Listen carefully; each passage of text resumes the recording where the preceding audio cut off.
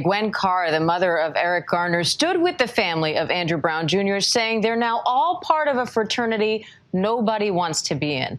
Eric Garner died in 2014 during an arrest here in New York City after repeatedly telling officers, "I can't breathe."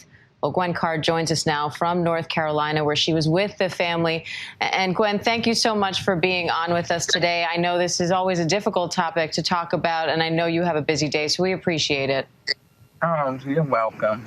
So tell me a little bit, why was it so important for you to go all the way down to North Carolina to be with the family of Andrew Brown Jr. right now? You know, there was so many stories happening right after George Floyd's verdict, after Chauvin's verdict, I should say. Myself and Kirsten John Floyd, we were saying, well, you know, which direction should we go in, you know? And we thought it was like when we heard about the case of Andrew Brown, we said, well, let's go to North Carolina because, you know, that family seems like they don't know which way to turn. Let's go and show them some support. And that's why we came down. We drove down, in fact, and met with the family, stood with the family, and, you know, offered our support and our love to them. So, and, you know, it was so emotional because they are, you know, they're just torn up. When the family looked at the video, the public haven't seen the video yet of the body cams of the father being executed, because that's what it was. Everyone is calling it an execution, what happened to Andrew Brown. And it's just so sad. The sons, they was dumbfounded after they came out from seeing that video cam, and they only showed one video cam. There was 7 or 8 officers there, and they only showed one. So, you know, it just seems like they're hiding something they don't want the family to see.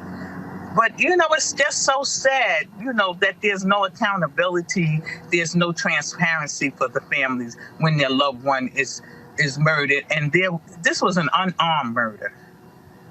Now, Brent Crump described you as a shoulder for all of these families to lean on and a calming force. So what do you tell these families when you meet them, especially when there are still so many questions out there? What do you tell them about their loss and your own loss?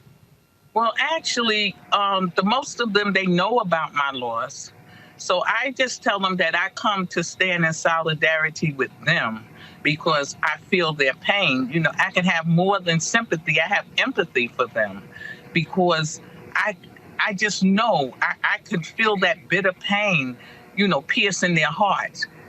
And it's just so, I mean, it's heartbreaking, but it's just something that I do. This helps me with my therapy to try to help another family or to help them get through it. But doing it over and over again, sometimes you have to take a step back and collect yourself to keep on going and doing this work. Derek Chauvin has now been found guilty of the murder of George Floyd. The Justice Department also just announced investigations of the Minneapolis and Louisville police departments almost 7 years after your son's death. Do you feel like you're starting to see the kind of change that you've been calling for all this time? Yes and no. We know that change comes slowly. You know, it's slow, but I think that things are pivoting in the right directions in some cases, in some things. But we know that so many cases has been swept under the rug. So many cases have never come to light and probably never will come to light. But we have to put a stop to that. We as meaning everybody. And I do my part. I hope everyone else does their part, because that's how I got bills passed in New York. You know, the Safer New York Act, the anti-chokehold with Eric Garner, and you know, just the 50A also. So I think that it doesn't only take getting bills passed; those bills have to be enforced. The legislators have to enforce the bills, because just getting them passed is not good enough. And Gwen, I was a local reporter in New York covering Eric's case when it happened. You and I spoke so many years ago and many times since then. What is it that you want people to know? Today, you called the Brown family part of a fraternity nobody wants to be in. What is it you want people outside of that fraternity to understand that we might not get? I would like them to understand that we never know when this will come knocking on our door. So we must support now, to try to deter this, to try to keep this from coming to us. And if we just sit down and treat this as another news story, it's going to continue to happen. We protest for a little while and then we just go back to our neutral corners. We can't do that. That's why I travel so much when I hear about different incidents, because sometimes when I show up, it gives them a little more credibility. They have a little more, confident that, hey, maybe something will happen with my case. And although I never got my day in court, all I got was a departmental trial. But I'm still on the forefront. I'm still fighting that battle. And this is what I tell them also. I'm not finished. I got one police officer fired through a departmental trial, but there were several others who murdered my son that day, or who stood by and watched him being murdered, who lied on him, who lied on official reports. So those are the people who need to stand trial now, because what's right is right.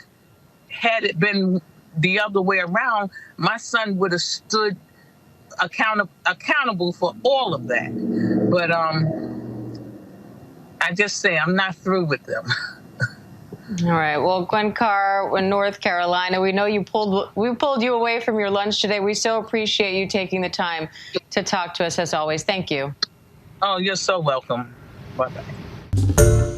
Hi, everyone. George Stephanopoulos here. Thanks for checking out the ABC News YouTube channel. If you'd like to get more videos, show highlights, and watch live event coverage, click on the right over here to subscribe to our channel. And don't forget to download the ABC News app for breaking news alerts. Thanks for watching.